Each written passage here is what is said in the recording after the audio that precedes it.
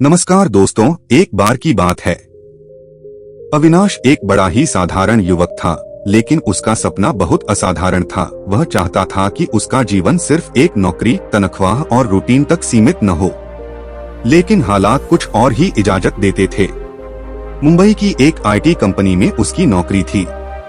Office की जिंदगी वही थी, सुबह 9 बजे से रात 9 बजे तक स्क्रीन पर झुकी हुई आंखें, चाय के कपों के साथ मीटिंग्स और हर शाम थके हुए शरीर को मेट्रो में घसीटना।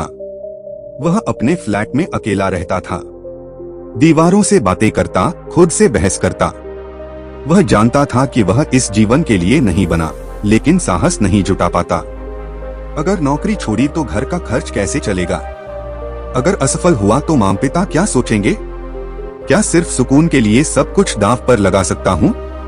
हर सुबह वो एक नकली मुस्कान के साथ ऑफिस जाता और हर रात वही सवाल उसके दिल में कांपता, मैं आखिर किसके लिए जी रहा हूँ?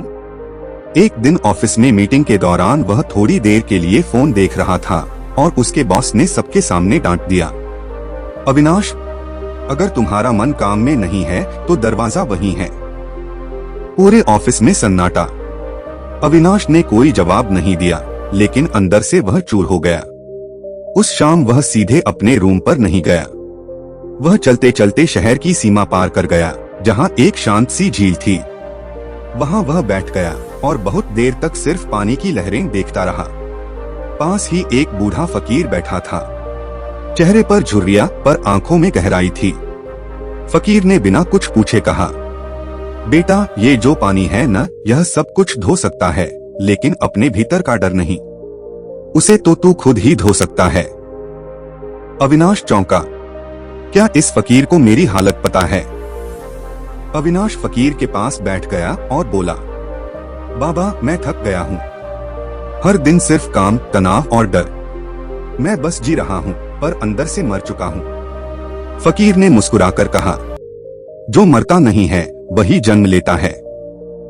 तू अभी मरा नहीं बेटा, तू बस खुद को भूल गया है। तुझे खुद को खोजना है, बाहर नहीं, भीतर। अविनाश ने पूछा, कैसे? फकीर ने झील से एक पत्थर उठाया और पानी में फेंकते हुए कहा, अगर तू अपने अंदर झील जैसी शांति लाना चाहता है तो तू पहले उस पत्थर जैसे डर को फेंकना सीखे। छोड़ जो तुझे तोड़ता है। उस रात अविनाश देर तक झील के किनारे बैठा रहा, और जब वह उठा तो उसके भीतर कुछ बदल चुका था। उसने खुद से कहा, अब या तो मैं इस बचे खुचे जीवन को यूं ही खींचता रहूंगा, या मैं वो करूंगा जो दिल कहता है, चाहे कुछ भी हो जाए। अगले दिन उसने ऑफिस जाकर इस्तीफा दे दिया। किसी ने सोचा तक नहीं था कि अविनाश ऐसा कर सकता है। घर फोन किया तो माँ पिता भी घबरा गए। लेकिन इस बार अविनाश के शब्दों में डर नहीं था, आत्मविश्वास था। वह अपने गांव लौट गया, धुले जिले का एक छोटा सा गांव सुभाष नगर, जहां उसका बचपन बीता था। गांव लौटते ही उसे लोगों के ताने सुनने को मिले, शहर की नौकरी छोड़कर गांव आया है, पगला गया है क्या? लेकिन अविनाश अब बदल चुका था। उसने गांव में एक पुराना पड़ा खेत किराए पर लिया। यूट्यूब से जैविक खेती, कंपोस्ट खाद, ड्रिप इरिगेशन और कीट मुक्त विधि जैसी चीजें सीखीं। वह सुबह 5 बजे उठता, खेत में काम करता और शाम को गांव के बच्चों को पढ़ाता। धीरे धीरे उसका खेत हरियाली से भरने लगा। मकई, टमाटर, पालक, सब कुछ जैविक।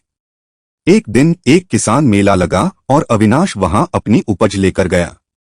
लोगों ने उसका सामान पसंद किया। जिला अधिकारी ने उसे युवा कृषक सम्मान दिया। गांव वाले अब वही बातें करते थे। अविनाश तो बहुत समझदार निकला, पढ़ा लिखा भी और जमीन से जुड़ा भी। उसके पास अब एक छोटी वैन थी, जिससे वह अपने उत्पाद शहर में भेजता था। उसने गांव के 5 बेरोजगार युवकों को ट्रेनिंग दी और उन्हें भी काम पर लगाया। गांव के मंदिर में एक छोटा पुस्तकालय बनवाया। हर रविवार गांव के बच्चों को जीवन कौशल और मूल्य शिक्षा देता। करीब 1 साल बाद वह झील के पास फिर गया। वहां वही जगह थी, पर फकीर नहीं। केवल एक पत्थर रखा था, जिस पर सफेद रंग से लिखा था, जिसने खुद को खोज लिया, उसने परमात्मा को छू लिया। अविनाश ने आंखें बंद की और मुस्कुराया, अब मुझे खुद से कोई शिकायत नहीं। मैं टूटने के लिए नहीं, बनने के लिए जन्मा हूँ। आज अविनाश एक प्रेरक वक्ता, कृषि प्रशिक्षक और ग्राम विकास स्वयंसेवक है। उसका YouTube चैनल है धरती की बात, जहां वह जैविक खेती और ग्रामीण नवाचार पर वीडियो बनाता है। उसके लाखों फॉलोअर्स हैं। लेकिन सबसे बड़ी बात यह है, अब वह खुश है।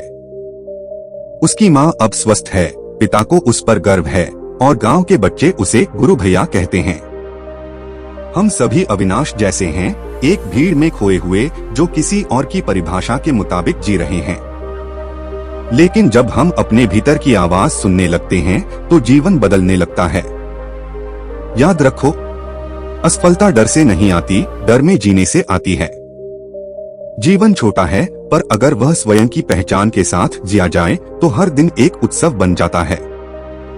जो लोग तुम्हारे फैसलों का मजाक उड़ाते हैं, वही लोग एक दिन तुम्हारी कहानियां सुनाते हैं। अगर इसने आपके दिल को छुआ हो तो इसे जरूर शेयर करें।